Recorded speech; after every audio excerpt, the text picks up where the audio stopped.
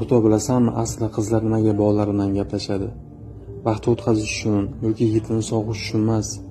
Ko'p hollarda uydagilardan yetarlicha mehr-e'tibor ola olmagan payt va kimgadir ishonib ko'nglini ocha olmagan payt hayotiga kimdir kiradi, seni yaxshi ko'raman, sen bilan oxirigacha boraman, sensiz yasha olmayman, hamma tashlab ketsa ham men seni tashlab ketmayman degan gapiga ishonadi. Meni ham kimdir yaxshi ko'rar ekan, meni borimcha qabul qilar ekan, mehr-e'tibor berar ekan deb o'sha boladan shularni kutib gaplashadi. Va u bola uchun qo'lidan kelgan hamma narsani qiladi. Mehr, e'tibor, hatto xiyonatini kechiradigan darajada sevadi.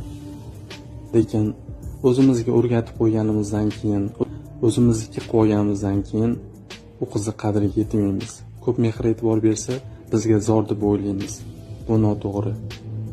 Yaxshisini topaman deb yaxshirog'ini yo'qotib qo'ymaylik. Ishontirdikmi? Va'damizda turaylik.